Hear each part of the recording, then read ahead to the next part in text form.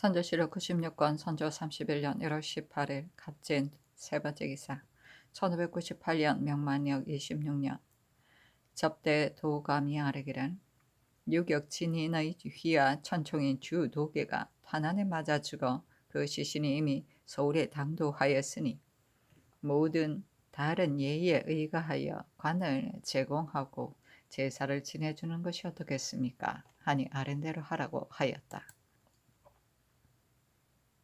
선조실록 96권 선조 31년 1월 18일 갑진 네 번째 기사 사간 남이신이 와서 아뢰기를 중국군에서 은을 내어 군량을 운반하는 것은 우리나라의 군량이 부족한 것을 구제하기 위한 것입니다.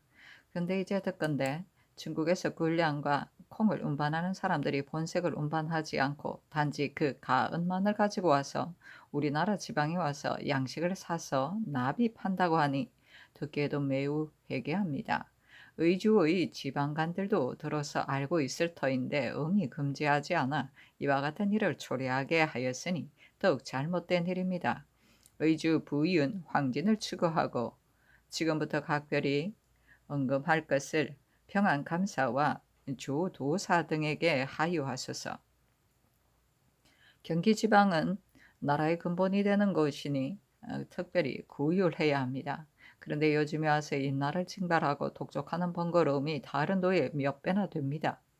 예컨대 중국군의 마초와 각 도감의 생물을 진배하는 등의 항목은 모두 다른 도에는 없는 것이고 쇠말을 세워 대기시키는 한 가지 일은 가장 큰 폐단입니다.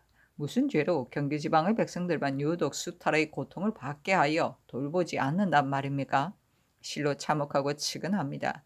현재 요역의 무거움은 팔도가 같지만 강원과 함경 두 도만은 유독 출참과 쇠마 등의 일이 없어 다른 도에 비하여 약간 여유가 있습니다. 모두 같은 왕의 백성이라면 공평하게 수고를 해야 할 듯하니 강원도와 함경도도 도로 하여금 쇠마 가포를 헤아려 거두어 서울로 운반하여 혹 값을 쳐주거나 혹 말을 임대하거나 하여 편리한 쪽으로 보충해 쓰도록 한다면 경기 지방의 백성들이 일본의 은혜나마 입을 수 있을 것입니다. 해사로 하여금 빨리 시행하게 하소서. 경호는 직책이 임금과 밀접한 자리에 있는지라 새벽에 들어가 늦게 나오니 다른 관사에 비하면 노고가 더욱 많습니다. 그러므로 올해 그 직책에 종사한 사람에게 간혹 노고에 보답하는 상전이 있었으니 이는 진실로 한때의 특은인 것이며 또한 전해오는 구규인 것입니다. 요즘 도승지 중에는 간혹 일천한 사람이 승진되어 옮기는 경우가 있어 물론이 온 편치 못하게 여긴 지가 오래되었습니다. 그것이 관직을 위해 사람을 고른 데서 나온 것이라면 그래도 핑계거리가 되지만 지금 상호군 박동량은 자신이 상소를 올리자 채직시키라는 명이 이미 내렸는데 그에게는 보답할 만한 공로도 없고 또 골라서 맡길 만한 직임도 없는데도 갑자기 중지를 가자해 주었습니다. 그로 하여금 돌아갈 그 부모를 영광하게 하는 것이야 근사한 일이지만 국가에서 덕 있는 이에게 주는 법에 비추어 보면 전혀 근거가 없어 물론이 모두 회개하게 여기고 있습니다. 박동량의 가산대부 가자를 빨리 개정하도록 하소서 하니 답하기를 아래대로 하라. 함경도는 국방이 기냐고 강원도는 토질이 척박하니 참작하지 않을 수 없다. 회사로 하여금 참작해서 시행하게 하라. 도승질은 시비에 노고가 많았고 더구나 이는 호종한 사람이니 가자한 것이 뭐가 불가하겠는가 하였다. 사실은 논한다. 임금이 벼슬을 임명할 때는 반드시 공정하고 명백하게 해야 한다. 명백하면 인재의 현부를 분별할 수가 있고 공정하면 소척의 간격이 생기지 않는다. 어찌 명백하지 않고 공정하지 않으면서 능히 현부를 분별할 수 있겠으며 소척 사이에 간격이 생기지 않게 할 수 있겠는가? 저 동량은 어떠한 사람인가? 덕으로 보면 소문난 바가 없고 친한 것으로 보면 외척인데 특별히 기록할 만한 공적도 없이 갑자기 아경의 관직을로 올렸다. 만약 악영의 벼슬이 애초부터 사람을 기쁘게 하기 위하여 설치한 것이라면 모르겠지만 그런 것이 아니고 덕 있는 사람에게 주는 것이라면 어찌 인척이라는 이유 때문에 덕 없는 자에게 헛되이 줄 수 있겠는가? 덕 없는 사람이 진출하면 덕 있는 자가 물러가고 인척들에게 길을 열어주면 소원한 사람들은 숨어버리게 된다. 어찌 호종했다는 한 가지 공로로 인척의 혐의를 덮을 수 있겠으며 어진 사람을 승상하는 공효를 얻을 수 있겠는가? 그렇다면 국토를 점거하고 있는 외적을 어느 현인의 힘을 빌어 물리칠 것이며 눈앞에 있는 양국을 어느 현인의 힘을 빌어 준비할 것이며 생민이 어육이 되는 것을 어느 현인의 도움을 빌어 다스릴 것인가? 임금이 벼슬을 명하는 것이 한번 그 공명의 도리를 잃게 되면 국사의 와해가 장차 이 지경에까지 이르게 되는 것이니 두렵지 않으며 상가지 않을 수 있겠는가? 선조실록 96권 선조 31년 1월 18일 갑제인 5번째 기사 비변사가 아래기를 간원의 RM에 대해 아랜대로 하라고 전교하셨습니다. 현재 요역이 번거로워 모두 도피할 계책을 생각하고 있는데 대간이 RN 호구법과 요폐법이 과연 시패에 바로잡는 데 절실하긴 합니다. 그러나 이 법은 조정조의 융성하던 시기에도 쉽게 시행하지 못한 것입니다. 더구나 지금처럼 어수선한 때를 당하여 갑자기 새로운 법규를 세운다면 도리어 소유를 증가시키는 폐단이 없지 않을 것이니 유익은 없고 해만 있게 될까 두렵습니다. 만약 이 일을 그만둘 수 없다면 도망간 백성이 살고 있는 고을로 하여금 일일이 찾아내어 장부를 만들고 원래 살고 있는 백성들과 더불어 부역을 부과시키게 한다면 부역을 면하려고 도망쳐 일일이 논의는 폐단이 중지될 듯합니다. 이러한 내용을 각도히 행해하는 것이 어떻겠습니까? 아니 아랜대로 하라고 전교하였다. 선조실록 96권 선조 31년 1월 19일 얼상 첫 번째 기사 왕세자가 아침과 저녁에 문안하다. 선조실록 96권 선조 31년 1월 19일 얼상 두 번째 기사 상이 숭례문 밖에 나아가 고 중군을 이름은 고책이다 영접하였다. 선조실록 96권 선조 31년 1월 19일 얼상 세 번째 기사 사간 남이신이 대사관은 허성이고 정원은 조집이었다. 와서 아래기를 상호군 박동량은 은대의 장으로 들어온 시일이 오래되지 않았고 이를 만한 공로도 없는데 상서를 올려 해직되고 난 뒤 도리어 이 품에 높은 분계를 가자 했습니다. 덕에 따라 임명하는 관작이 이 어떤 작상이기에 까닭없이 공도 없는 사람에게 외람되이 주는 것입니까? 그가 호종한 공에 대해서는 일찍이 난관에서 당상으로 띄어 승진시켰으니 그만하면 보답이며 이미 넉넉한 것인데 다시 무슨 상을 더 준단 말입니까? 제목이 한번 내리자 물정이 모두 해괴하게 여기니 박동량의 가선대부 가자를 가정 개정하소서. 지평 이 이첨은 사품이 아니니 당연히 서경을 해야 하는데 헌납 노경임과 정은 윤탁은 외방에 있어서 아직 올라오지 않았고 정은 조집은 정사하여 말미를 받았습니다. 비록 인원이 갖추어지지 않았으나 신의 대사관 허성과 함께 할 수 없이 서경을 하기 위하여 제자하였습니다. 감히 아랍니다 하니 답하기를 알았다 윤호하지 않는다 하였다. 선조실록 96권 선조 31년 1월 19일 을사 네 번째 기사 예조가 아래기를 천총 주 도계가 울산의 싸움에서 탄환에 맞아 전사했는데 그 시신이 이미 서울에 도착하였습니다. 예문관으로 하여금 속히 제문을 지어 제사 지내게 하는 것이 어떻겠습니까? 하니 윤호하였다. 선조실록 96권 선조 31년 1월 19일 을사 다섯 번째 기사 비변사가 아래기를 상께서 내 생각으로는 이 외적을 일족일식에 토평할 수 없을 것 같으나 중국군으로 하여금 남방의 산성을 나누어 지키게 하고 그대로 돈전을 하도록 정해보는 것이 어떻겠는가 라고 정교하셨습니다. 이 외적을 평정하는 것은 조속 간에 기필할 수 없는 일이니 성상의 생각이 실로 범연한 것은 아닙니다. 신들의 의논해 보니 어떤 사람은 상의 분부대로 군문에게 통보하는 것이 마땅하다고 하고, 또 어떤 사람은 중국군에게 성에 들어가 사수하기를 바라는 것은 사세로 보아 어려운 일이다. 또 군사가 많으면 하나의 군량을 준비하기가 어렵고, 군사가 적으면 안으로 지키고 밖으로 구원하느라 군사가 나뉘어 지탱하기 어렵다. 오직 지형이 편리한 곳에 보병을 적당히 주둔시켜 한편으로는 둔전을 개간하여 오래 머무를 계책을 세우고, 한편으로는 적이 공격해오는 것을 따라 맞서 싸우게 하는 것이 일에 있어 온당할 듯하다.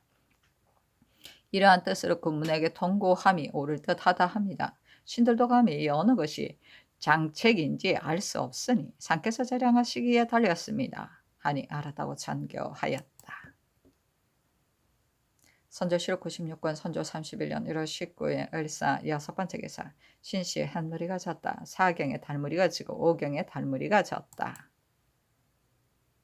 선조실록 96권 선조 31년 1월 20일 병우 첫번째 기사. 왕세자가 아침과 저녁에 문안하다. 선조실록 96권 선조 31년 1월 20일 병우 두번째 기사. 지평 유공량이 대사 네개 집이 이형욱이다. 와서 아래기래.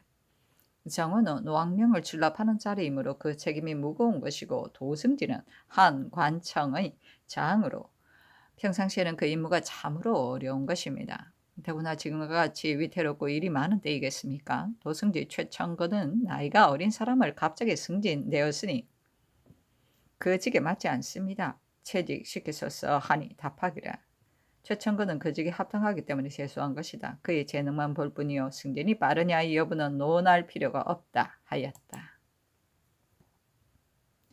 선조실록 96권 선조 31년 1월 20일 병호 세번째 기사. 사관은 박동량의 가절을 개정할 일을 논하였으나 가제에 대하여는 이미 유시하였다고 답하였다. 선조실록 96권 선조 31년 1월 20일 병호 네번째 기사. 천교하였다. 유격 양만금이 탄환에 맞아 전사했다고 하는데, 상구가 여기에 오면 위에서 직접 조제하는 일이 있어야 할 듯하다. 그에 대한 절차를 해서로 하여금 살펴서 만들게 하라. 선조실록 96권 선조 31년 1월 20일 병호 다섯번째 기사. 상이 진유격, 이름은 진인이다. 관사에 행행하여 접견하였다. 상이 이르기를. 소방 때문에 풍설이 몰아치는 먼 길을 와서 직접 시석을 무릅쓰고 싸우다가 중상을 입었으니 무슨 말을 해야 할지 모르겠소이다 하니 유격이 답하기를. 지난해 울산 싸움에서는 12월 23일 기병이 먼저 도착하여 울산성의 외부 방책을 격파하였고, 다음날 제가 보병을 거느리고 안에 있는 옥책 3겹을 격파하여 석굴 아래에 이르렀습니다. 그러나 성이 견고하여 공격해도 쉽게 함락시키지 못하였으므로 풀을 쌓아 태우려고 사람마다 한 단씩을 가지고 오르는데 총탄이 비처럼 쏟아져 가까이 가는 자마다 총을 맞고 넘어졌기 때문에 감히 성에 다가가는 자가 없었습니다. 대포로 격파하려고 했으나 성이 높아 쳐다보아야 하는 형세라 기회를 발휘할 수가 없었습니다. 제가 양마 두 분에게 오늘의 형세는 경솔히 거사하기가 어려울 듯하다. 서서히 대군이 일제히 모이기를 기다렸다가 한 번에 짓밟아버리자 하니, 경리가 외성을 공격할 때에 그대가 가장 먼저 성에 올라갔으니 그대가 거느린 군사들의 용맹함이 제군의 어뜸이다. 빨리 공격하여 시기를 놓치지 말라 하였습니다. 제가 드디어 손바닥에 침을 뱉고 예기를 떨치고 용기를 분발하여 먼저 성에 올랐는데, 적의 탄환이 이에 맞았어도 조금도 두려운 마음이 없어 더욱 사절들을 격려하여 독수리와 새매처럼 공격하였습니다. 그러다가 탄환이 또 넓적다리에 맞았으므로 뛰어넘을 수 있는 거리에서 드디어 물러났으니 지금 생각하면 부끄럽게 끝이 없습니다 하였다. 상이 이르기를.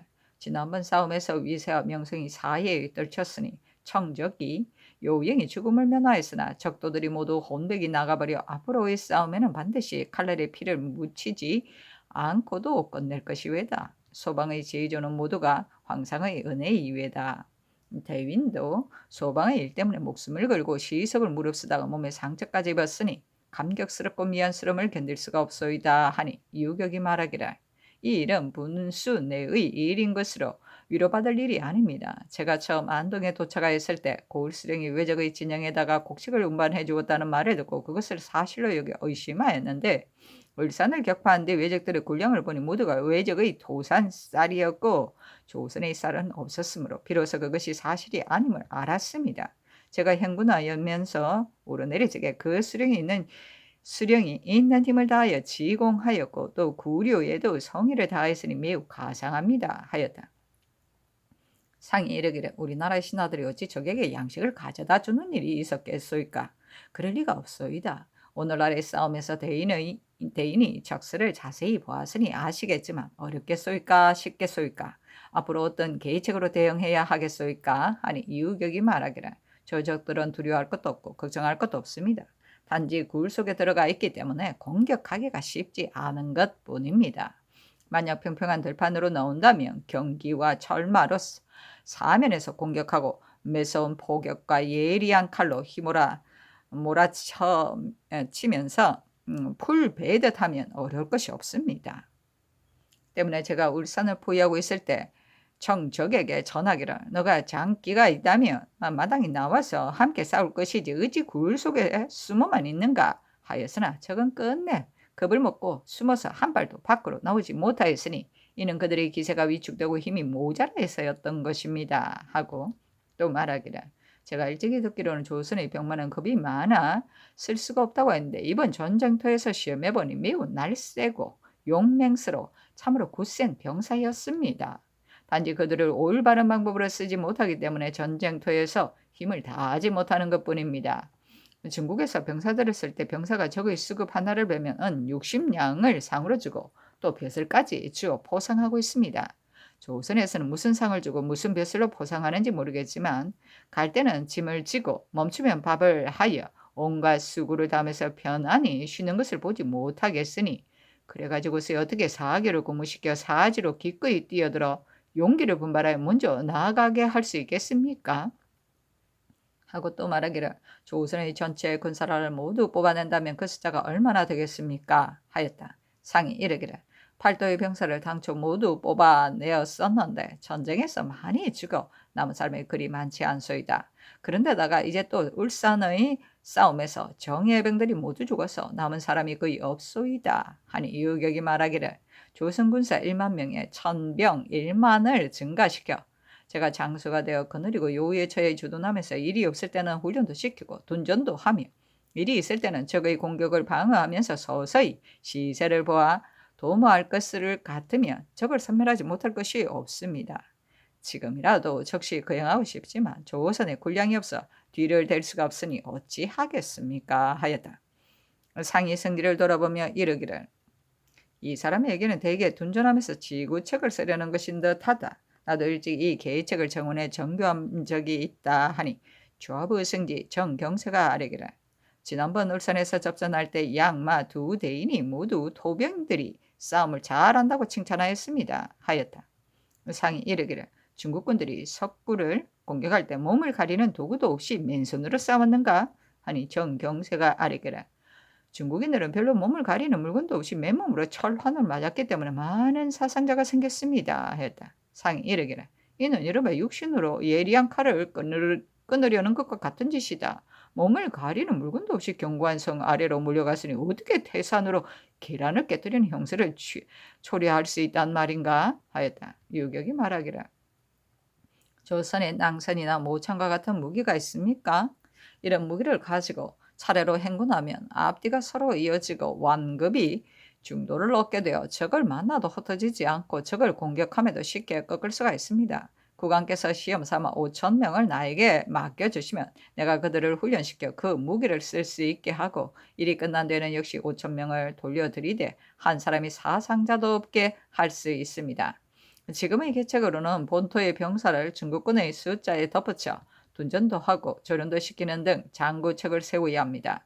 당초 양마 두 대인이 내 계책을 쓰지 않았기 때문에 오늘날처럼 일을 그르치는 결과를 초래한 것입니다. 하니 상이 이르기를 대인이 소방을 위하여 둔전도 하고 조련도 하면서 오래 머무를 계책을 세우는 일은 실로 훌륭한 방안이며 실로 원대한 생각이외다 매우 감사하외다 하였다. 상이 다례를 행하기를 청하였다. 유격이 말하기를 가 등 청정의 병사들은 약간 강하지만 소서 행장의 군사들은 그렇게 정의롭지 않습니다. 잇따라 배로 와서 구원할 때 우리 군대의 뒤를 포위하려고 진격하기도 하고 물러가기도 하면서 언덕에 오를 기세를 취했었습니다. 처음 제가 대포로 적선 한 척을 쏴 격침시켰으나 적이 그대로 물러가지 않기에 또 한 척을 격파했습니다. 그리고 순식간에 두 척을 계속 격파하자 적이 물러나 도망쳤는데 다시는 언덕에 다가오지 못했습니다. 적이 나르듯이 건너올 용기와 죽을 힘을 다할 능력이 있었다면 어찌 세 척의 배가 격파되었다고 후퇴할 리가 있겠습니까? 이것으로 봐야 적들이 별 것이 아니라는 것을 알았습니다. 하고 또 말하기를 비록 조선군인들이 도망을 잘 친다고 하지만 북병을 무너져 도망치는 것이 조선군보다 더욱 심합니다. 거기에는 졸락들의 소란을 일으켜 피해를 줌에 있어 못하는 짓이 없으니 조선 백성들이 무슨 죄가 있습니까? 불쌍하기 그지없습니다. 중국 군사는 본래 조선을 구원하러 온 것인데 도리어 조선을 소란하게 만들어 이 지경에 이르게 했으니 구원한다는 뜻이 어디 있습니까? 하니 상이 이르기를 대인께서 소방을 위해 우려하는 것이 얼굴에 나타나고 말에 드러남이 이와 같으니 감격스러움을 이기지 못하겠소이다 하였다. 유격이 말하기를 종이를 얻어 납이를 만들어 우리 군사들에게 주어 전장에서 쓰고자 합니다. 휴지를 막론하고 팔도에 널리 구하여 쓰기에 넉넉하게 했으면 합니다. 하니 상이 이르기를 종이로 옷을 만들면 총탄을 막을 수 있소이까? 하자 유격이 말하기를 매우 좋습니다. 하고 이어서 종이로 만든 갑옷을 내어 보이면서 말하기를 이와 같이 만들어 입으면 크고 작은 탄환이 모두 뚫고 들어가지 못합니다. 물에 적셔서 입으면 탄환을 막는 데 더욱 신묘한 효과가 있습니다. 옷을 만드는 방법은 먼저 종이를 두텁게 깔고 상승포를 안팎에 붙이고 종이로 만든 노끈을 둥글게 맺어서 개암 열매 정도의 크기나 밤 크기로 만들어 빽빽하게 서로 붙게 하여 노끈으로 꿰어서 옷 안에 매달면 되는 것입니다. 설면자를 종이 사이에 깔면 더욱 신묘합니다. 하고 또 말하기를 후일 외적을 방비하는 계책은 성을 공격할 필요가 없이 그들이 성을 나오기를 기다렸다 갑자기 습격한다면 이기지 못하는 일이 없을 것입니다. 제가 17, 8세 때부터 외적을 토벌하는 일에 종사하여 이제 40년에 이르렀으니 어찌 외적의 설정을 모르겠습니까? 외적은 두려워할 것이 없습니다. 하였다. 상이 이르기를 대인께서 일찍이 척 총병의 군중에 소속되어 있었소이까? 하니 유격이 답하기를 첫 개광 때에는 제 나이가 어려서 종군하지 못했습니다. 유정의 부친 유형과 함께 종사하였으며 또한 여대유와 함께 전진해서 동행하였습니다. 여공은 문무를 겸비한 인재로 당시 사람들이 극찬하였습니다. 하고 또 말하기를 외적이 만약 절강을 침략한다면 한 사람도 살아서 돌아가지 못할 것입니다. 그것은 절강의 병사들이 전투에 용감하여 앞을 다투어 적을 죽이면서 나아갈 줄만 알고 물러날 줄을 모르기 때문입니다. 제가 병이 있기는 하지만 지금이라도 급한 사태가 벌어지면 곧바로 말을 달려 적진으로 돌격할 것을 조금도 어렵게 여기지 않을 것입니다. 하였다. 상이 이르기를 대인이 울산을 공격할 때 용맹은 3군을 격동시켰고 의지는 만부의 피를 끓게 하였으며 한 번 소리를 지르며 먼저 성에 오르자 다른 적들이 기세가 꺾였다 하니 소방 사람들이 모두 대인의 웅품에 감복하고 있소이다 하니 유격이 말하기를 안동과 영천의 두 고을의 수령은 있는 힘을 다하여 우리 군사의 뒷바라지를 하였습니다. 그들의 공이 가장 크니 반드시 상전을 베풀어 그들을 격려해야 할 것입니다. 통사 오정복은 행차를 따라다니며 잠시도 떠나지 않았고 적방과는 언제나 좌우에 있었으며 초관들도 있는 힘을 다해 생사를 함께 하였으니 역시 상을 주어 권장해서 그 수고에 보답하시기 바랍니다. 하자 상이 이르기를 그렇게 하겠소이다 하였다.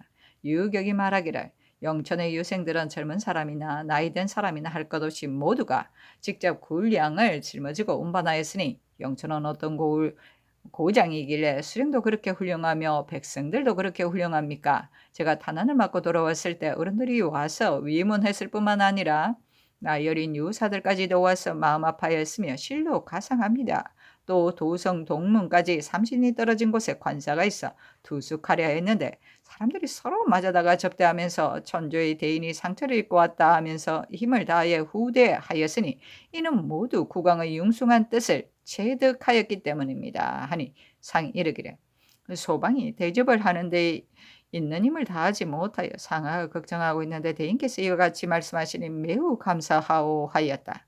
유격이 말하기를 이와 같이 인후한 풍속을 일일이 국왕께 알려드리지 않는다면 어떻게 이와 같이 훌륭한 사람들이 있는지를 알 수 있겠습니까? 하고 이어 청하기를 심기가 피곤하니 주례를 거쳤으면 좋겠습니다 하였다. 상이 이르기를 상처난 곳이 걱정스러워 감히 억지로 권하지 못하겠소이다 하니 유경이 말하기를 제가 돌아오는 도중에 여러 차례 옷을 보내주셨는데 어떻게 보답을 해야 할지 모르겠습니다 하였다. 상이 예단을 청정하고 서로 인사한 뒤에 나왔다.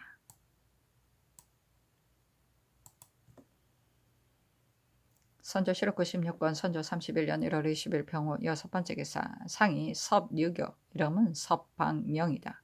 관사에 행행하여 접견하였다.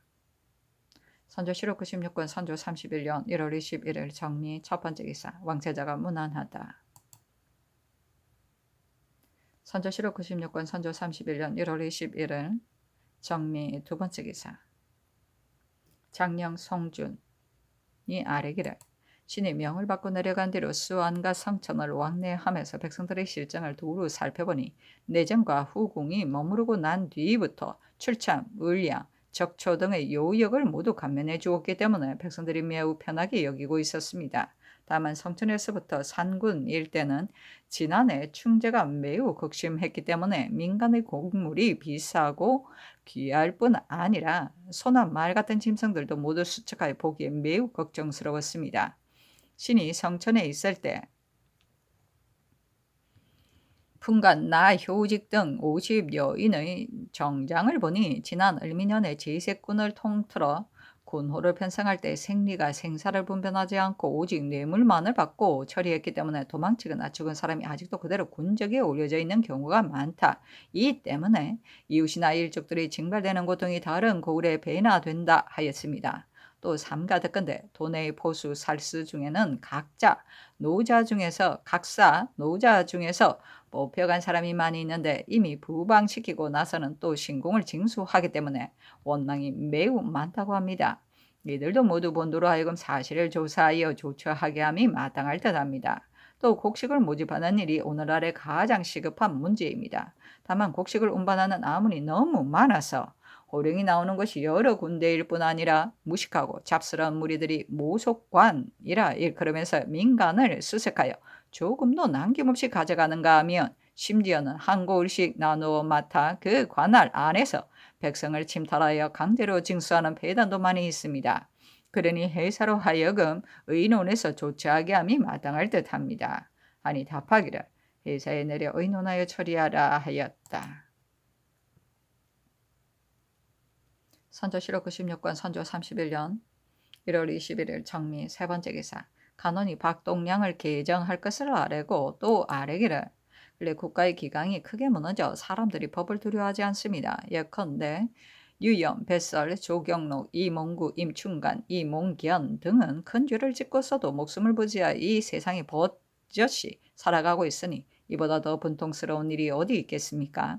이따위 도망자들조차 능히 체포하지 못하고 있으니 그러고도 오히려 나라를 다스릴 수 있겠습니까?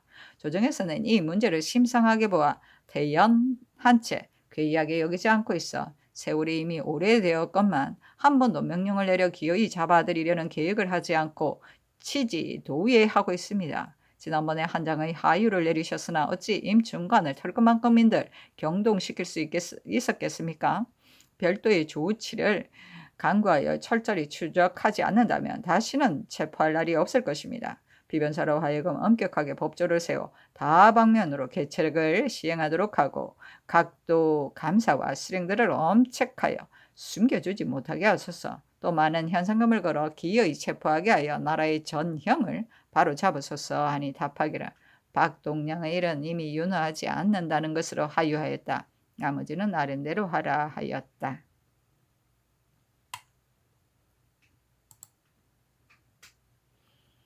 선조실록 96권 선조 31년 1월 20일은 정미 네 번째 기사 부제약 신식이 전라도에서 올라와 아래기를 신이 삼가 이웃놈을 받들고서 장사와 군민들을 선유하고 방어에 대한 형질을 살펴보았습니다. 병사 이광학과 방어사 원신이 함께 남원의 주둔에 있었는데 처음부터 주둔할 병령이 없이 심리 밖에 있는 촌막에 흩어져 있었습니다. 병사가 거느린 군사는 휴번을 제외하고 여러 곳에 나누어 매복시킨 군사가 200명이며 현재 거느리고 있는 군사는 겨우 300명이라고 합니다. 방어사가 거느린 군사란 휴번을 제외하고 각처에 나누어 매복시킨 군사가 200명이며 현재 거느리고 있는 군사는 겨우 200명이라고 합니다. 이들 대부분이 오합지졸로 궁시도 제대로 갖추어지지 않아 위급할 때에 쓰기가 어렵습니다. 이와 같은 잔병으로는 요로에 매복하였다가 소수의 외적을 토벌하는데 그래도 혹 가능하겠지만 막강한 대부대의 외적은 결코 감당할 수 없을 것이니 매우 한심합니다. 평안병사 이경준도 역시 남원에 있는데 그가 거느린 병마는 적을 만나면 용감하게 잘 싸우고 뿔뿔이 흩어져 도망치는 일이 없으니 이들을 잘 쓴다면 힘을 얻을 수 있겠다고 합니다. 감사 황씨는 수하에 거느린 군사가 전혀 없고 별장이라 이름 부르는 구덕령 송덕일의 혹자는 200명을 거느리고 혹자는 40명을 거느리고서 적이 있는 근처에 오가면 매복하고 있습니다. 각처의 의병들은 혹자는 70여 명을 거느리고 혹자는 30명을 거느리고 각 고을에 흩어져 왕래하며 매복하고 있는데 이름만 있을 뿐 실적이 없습니다. 신이 삼가 살펴보건대 본도는 병화가 더욱 혹심했던 탓으로 엄니는 폐허가 되어 사람 사는 흔적이 없고 혹식은 들판에 가득해도 수확하는 사람이 없습니다. 간간히 살아남은 백성이 흙집 속에 있기는 하지만 그들 역시 적극적으로 살아보려는 생각이 없습니다. 그래서 아침마다 곡식을 가져다 근근히 입에 풀칠만을 하고 있을 뿐입니다. 눈앞에서 일어나는 사람들은 이 일하는 사람은 모두가 적에게 잡혀 머리를 깎여다가 도망쳐 나온 사람들로 또한 상복을 입지 않은 사람들이었으니 상심되고 참담스러움을 참아 말할 수가 없습니다. 이들을 안집시켜 무마하는 책임은 수령에게 달려있는데 조정에서 대부분 잘 골라서 보내지 않는가 하면 혹 부득이 받고 임명하는 경우도 있습니다. 그리고 온갖 방법으로 피하려는 것은 물론 여러 달 동안 부임하지 않음으로써 더욱 관사를 그르치고 있습니다. 감사 황신이 이 일을 매우 근심하여 간절히 말하였기 때문에 감히 아울러 아뢰입니다 하니 알았다고 전교하였다.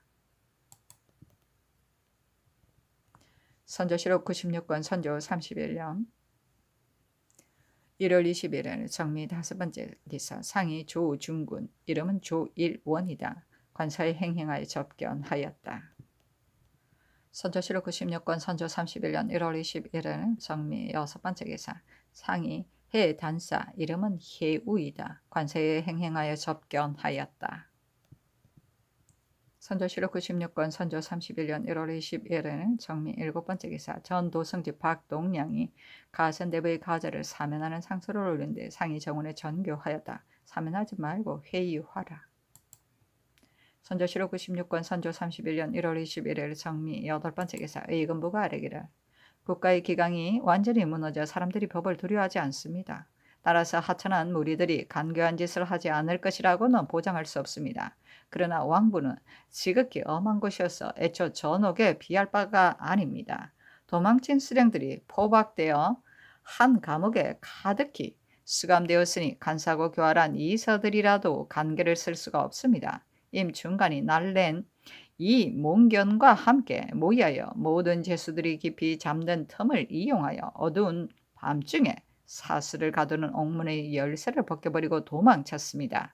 모든 죄수들과 숙직하던 간호들은 날이 밝은 뒤에야 그것을 알았다고 합니다. 그 사이의 곡절을 반복하여 자세히 살펴보건대 함께 모이하여 고의로 도망치게 한 실정이 없는 듯하여 감히 아뢰입니다 하니 알았다고 전교하였다.